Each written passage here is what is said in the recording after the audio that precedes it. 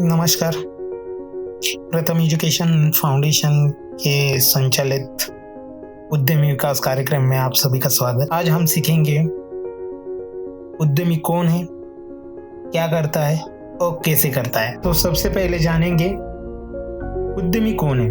साथियों, एक रेस्टोरेंट का काम क्या है, एक बस सेवा क्या करती है या एक मोबाइल सेवा कंपनी क्या करती है, तो इससे हमें पता चलता है। हम देखेंगे तो एक रेस्टोरेंट भूख लगने पर खाना खिलाता है, एक बस सेवा हमें यात्रा करवाती है और एक मोबाइल सेवा कंपनी हमें संवाद करने में मदद करती है।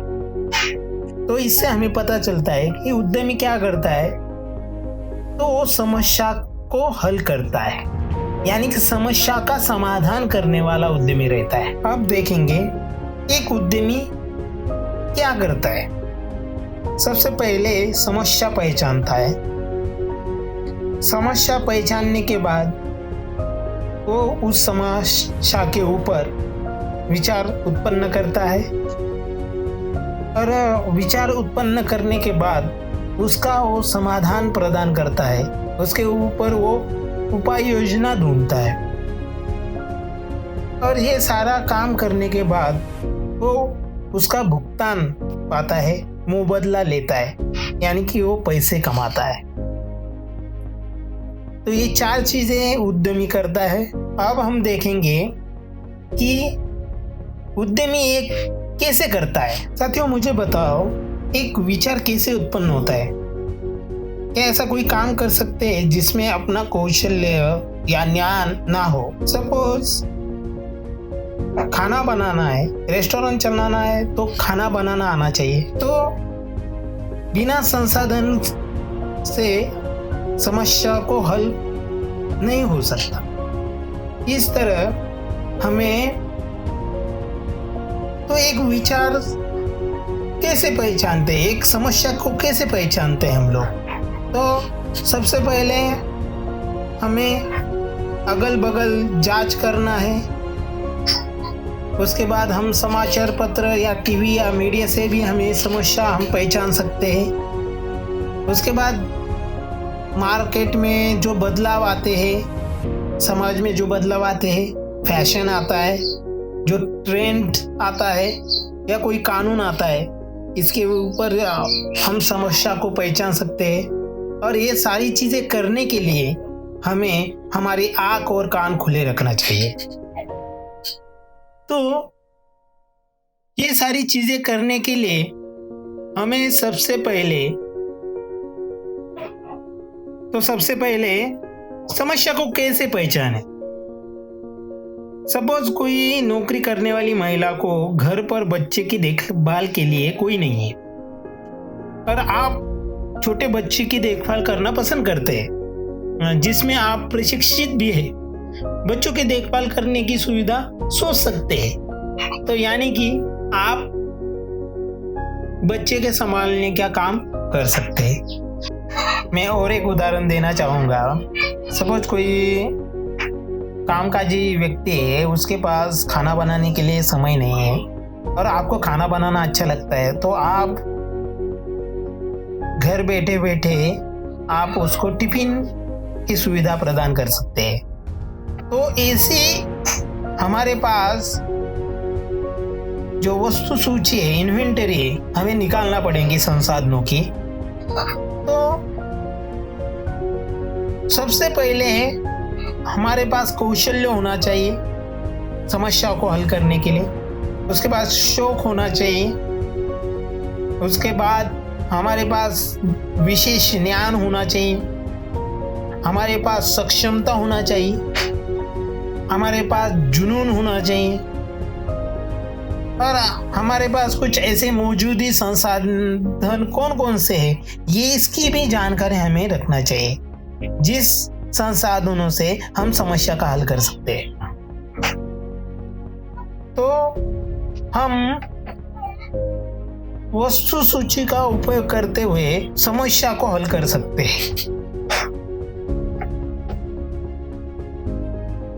और जैसे हम समस्या का हल करते हैं तो हमारे दिमाग में व्यापार विचार आ जाता है। तो मैं कुछ चित्र दिखाऊंगा जिससे आपको समझ में आएगा कि एक व्यापार विचार एक समस्या के ऊपर कैसे हल करके व्यापार विचार निर्माण किया जाता है। तो ये सबसे पहले ये चित्र देखिए। इसमें एक ऐसा गैजेट बनाया है जो तो शुगर बैग टी में हम हाथों से करना आसान डिफिकल्ट जाता है, हमारे पास उतना समय नहीं, तो वो गैजेट उन्होंने बनाया। दूसरा चित्र देखेंगे तो कम जगह में जो जीना रहता है ऊपर जाने के लिए, उसमें उन्होंने वो जगह मैनेज किया है। तीसरा चित्र देखेंगे तो ग्लास को पकड़ बनाई, ऐसा उन्होंने समस्या हल किया है। और चौथा चित्र देखेंगे तो उसमें जो टी के साथ ही बिस्किट रखने के लिए जगह बनाई है, तो आसान किया है। अलग प्लेट देने की जगह ये वही कप के द्वारा ही हम हमारे मेहमान रहते हैं उनको हम दे सकते हैं। अभी हमारे पास एक विचार उभर कर आया है, आगे क्या करें? क्या हम सीधे दुकान या कंपनी की स्थापना कर सकते हैं? तो सबसे पहला कदम हम क्या करें? तो सपोज कोई भेलपुरी या ब्यूटी पार्लर का व्यापार शुरू करना है, तो हमें किन किन चीजों के बारे में सोचने की आवश्यकता है? तो हमें विचार करना होगा। और दूसरी ये भी बात है, जब तक अपने विचार को कार्यान्वित नहीं किया जाता तब तक विचार अपने आप में सही नहीं रहता। तो इसीलिए हमें वो विचार के ऊपर सोचना होगा और काम करना होगा। तो विचार के बाद क्या करना पड़ेगा कि वो विचार अच्छा है, इसे हमें कैसे निर्धारित करेंगे ये सोचना होगा। यह विचार में कार्यान्वयन की ओर बढ़ने के लिए क्या करना पड़ता है वो सोचना पड़ेगा। यदि विचार अच्छा नहीं है तो आप क्या करेंगे ये भी देखना पड़ेगा। तो ये सारी जानकारी हमें करना पड़ेंगे, यानी कि हमें एक विचार उत्पन्न होने के बाद विचार को क्रियान्वित करने के लिए कौन सा तार्किक कदम उठाना है वो हमें सोचना पड़ेगा। यानी कि मुझे अच्छा लगेगा कि जैसे जहन्नुम का रास्ता न क्रियान्वित करने वाले अच्छे विचारों से भरा है। मैं आपको समझाना चाहूँगा कि आइडिया से एजुकेशन तक कैसे पहुँचे। तो हम जानेंगे इस पूरी प्रक्रिया में क्या क्या विचार शामिल कर सकते हैं, इसके बारे में हम चर्चा करेंगे। तो सबसे पहले हमें विचार करना पड़ेगा कि उत्पादन सेवा कौन खरीदेगा, इसके बारे में विचार करना पड़ेगा। क्या मुझे आवश्यक संसाधन मिलेंगे? क्या मुझे अतिरिक्त प्रशिक्षण की आवश्यकता है? क्या मैं दूसरों को प्रशिक्षित कर सकता हूँ? क्या मैं लंबे समय के लिए कड़ी मेहनत कर सकूंगा? मेरे प्रतिस्पर्धी कौन हो सकते हैं? मेरा ग्राहक कौन है? ये सारी चीजें हमें कक्षेतर कार्य में करना पड़ेगा, यानी कि हमें होमवर्क करना पड़ेगा।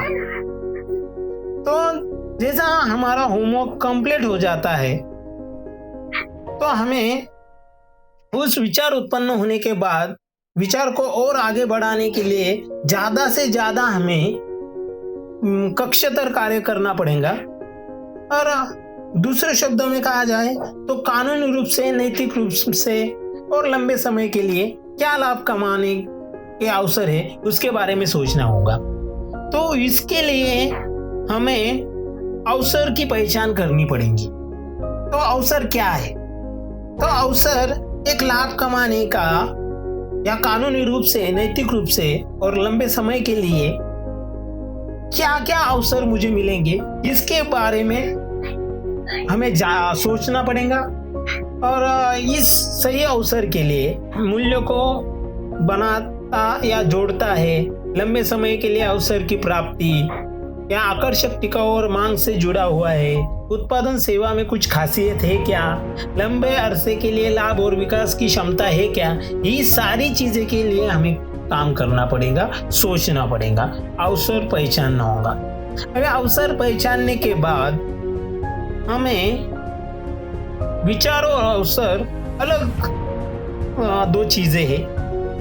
तो पैसे कमाने का, बनाने का हमारे पास अवसर मौजूद है या नहीं, ये हमें सोचना होगा।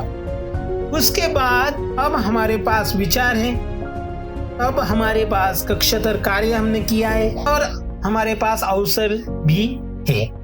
अभी ये सारा डेटा या सूचना हमें मिली है, हमने निकाली है। तो ये समझने के बाद अवसर होने के बावजूद भी फिर आगे बढ़ने के लिए हमें हमारी ये सारी चीजें करने के लिए क्या योजना होंगी, इसके बारे में हमें सोचना होगा।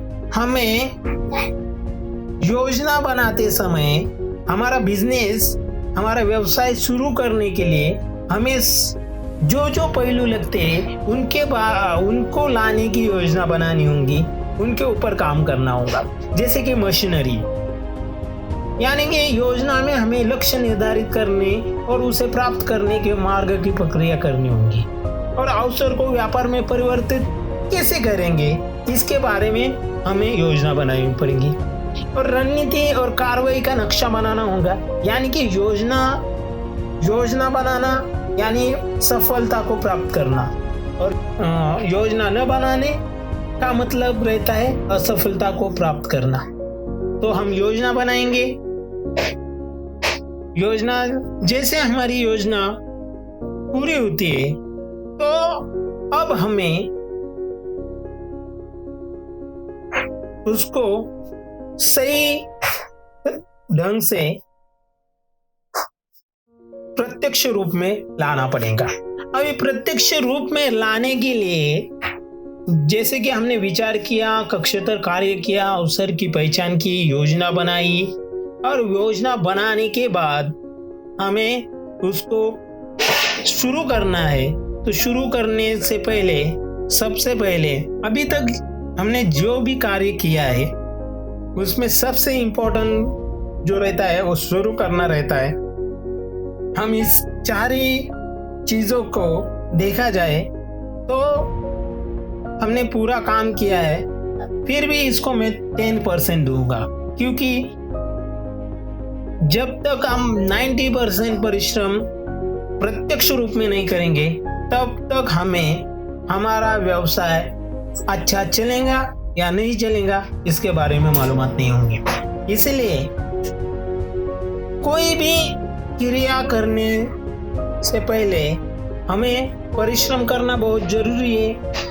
परिश्रम किए बगैर हम क्रिया नहीं कर सकते। तो क्रियान्वयन में उत्कृष्टता प्राप्त करने के लिए हमें 90% काम करना पड़ेगा और 10% ये सारी डॉक्यूमेंटेशन करने के लिए, हमें जानकारी निकालने के लिए हमें देना होगा। तो साथियों, तो ये सारा एक उद्यमी ये सारा इस प्रकार पूरा वो काम करता है और पैसे कमाता है। तो सबसे पहले विचार करता है, विचार करने के बाद उसके ऊपर विचार करने के लिए वो होमवर्क करता है, उसके बाद वो अवसर की पहचान करता है और योजना बनाता है और वो कार्यान्वयन किया करता है। तो साथियों, देखा जाए तो यहाँ एक मंत्र डेवलप हुआ है आई होप नाम का। तो एक मंत्र है आई होप का मतलब विचार उत्पत्ति से कार्यान्वयन तक का एक सीधी प्रक्रिया है। हम हमेशा प्रार्थना करते हैं कि भगवान मुझे दे, लेकिन मैं ऐसा कहूँगा कि आप मेरी आशा इसको ध्यान में रख के उसको काम करेंगे, इसके ऊपर काम करेंगे तो आपके व्यवसाय में आप तरक्की पाएंगे। तो साथियों, थोड़ा सा मैं आपको समझाने के लिए बताऊंगा कि एक विचार आने के बाद हमने होमवर्क किया लेकिन हमें अवसर नहीं मिला तो हमें हमारा आइडिया चेंज करना पड़ेगा, विचार चेंज करना पड़ेगा। लेकिन जैसे हमें अवसर प्राप्त होता है तो हम प्लानिंग की ओर जाके उस व्यवसाय को कार्यान्वित, उस विचार को हम कार्यान्वित कर सकते हैं।